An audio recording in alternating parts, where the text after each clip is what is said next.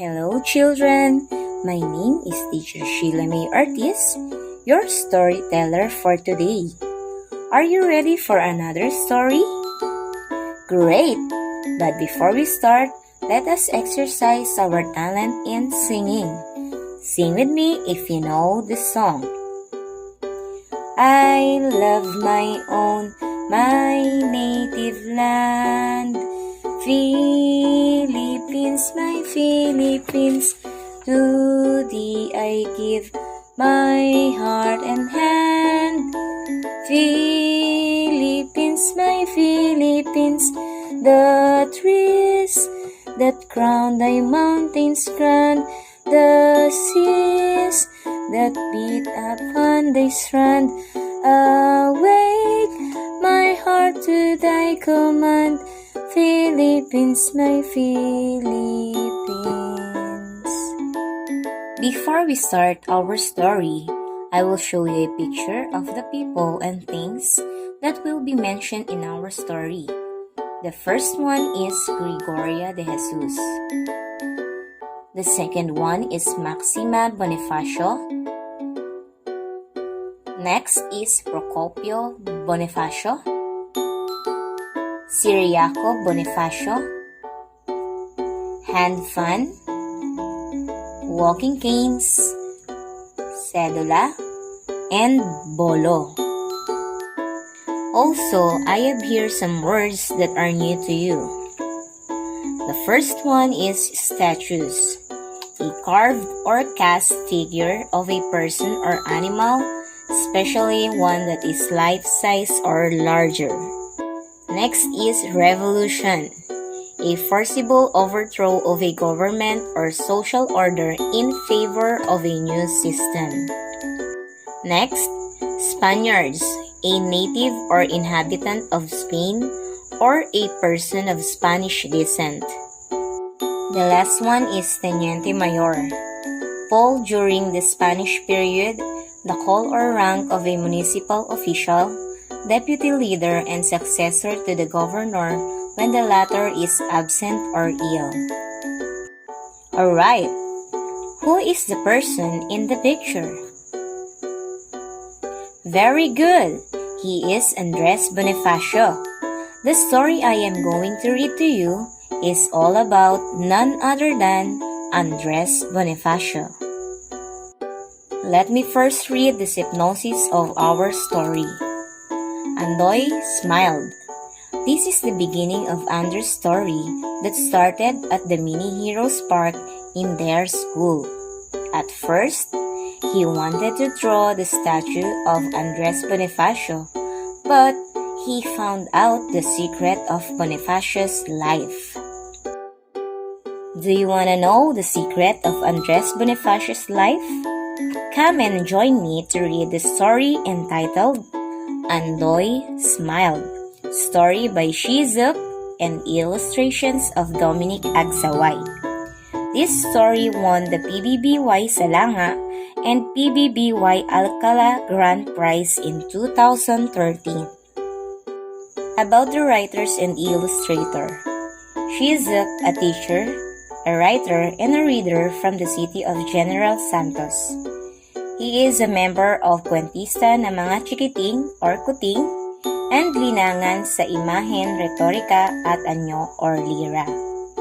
Dominic Agsaway, an illustrator of comic and children's storybook, a member of Ilustrador ng Kabataan, finished his studies at the University of Santo Tomas. He also stayed at the park while waiting to be fetched. Andoy Smiled. That is the ending of my story, which started at the Mini Heroes Park in our school.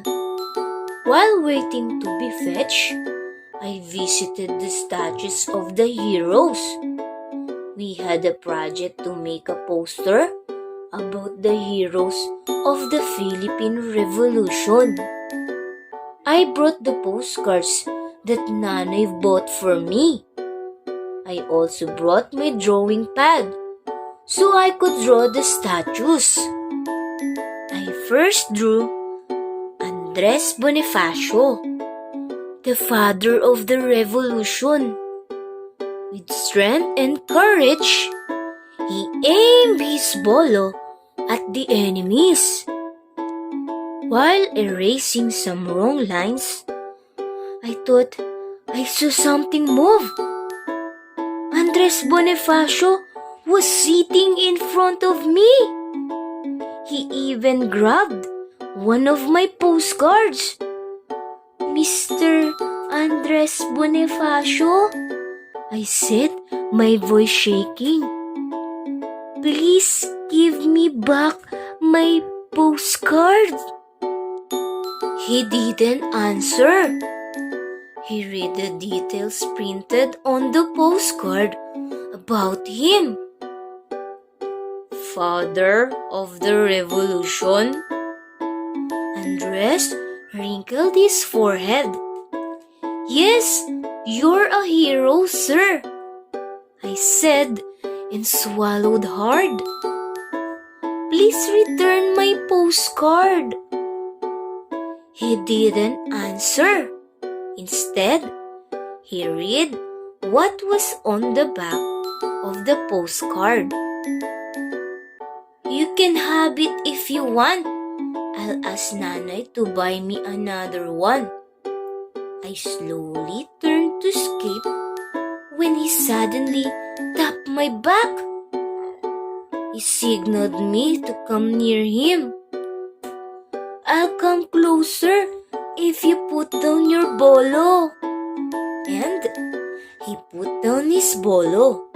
I sat at arm's length from him. What you have in your postcard is not complete, Andres Bonifacio said in a loud voice. What have I missed, sir? I asked softly. That you can call me Andoy.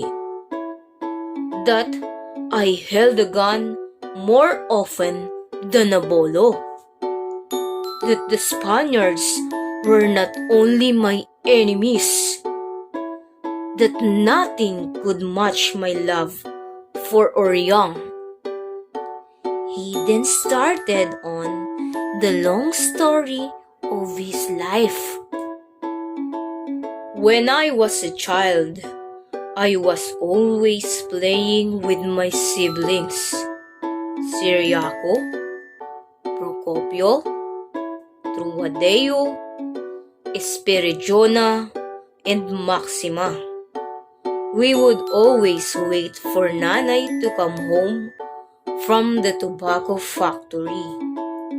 Oftentimes, I would watch Tatay Su.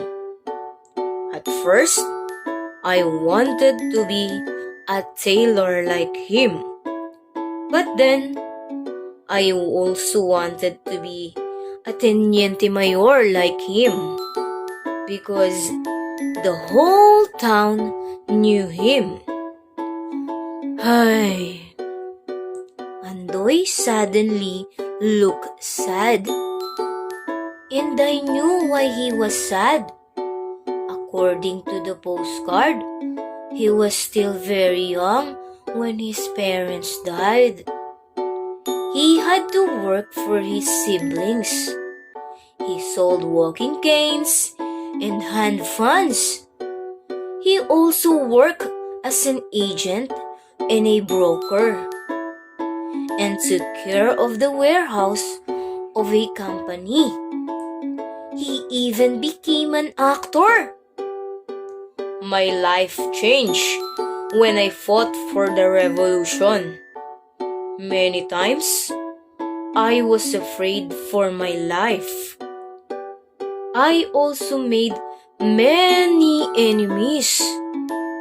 All I wanted was a country that was free and prosperous. A country with goodness and love. And I was always worried about my siblings and my wife. Ay. Andoy looked defeated. I have an idea. I will draw pictures of your siblings and your wife. I drew very well. My classmates always ask me to draw for them. Sige, I will describe how they look so you can draw them on your paper. I drew Gregoria de Jesus. I also drew his siblings, but he only described his two brothers, Ciriaco and Procopio. Ay, not like that. Andoy would say whenever I made a mistake drawing the nose, or the eyes, or the hair of his brothers and or young. When I was done, I gave him the 3 drawings. Thank you. Andrew po. Thank you, Andrew. Andoy smiled. Andrew! My guardian called out. I said goodbye to Andoy and promised to visit him again the next day. Andoy no longer moved when I returned the next day. No matter how hard I tried to tickle him, no matter what I did, he never moved a muscle. I still had so many questions I wanted to ask him. What did his son look like? Did he really shout when he tore his cedula? What was his favorite food? His favorite toy? And so on. But I knew that Andoy was happy. There was a smile on his lips as he stood there bravely and quietly. I didn't know where he put the drawings I made for him. Maybe he hid them. I was saying goodbye to Andoy when I noticed something moved behind him. Pepe smiled.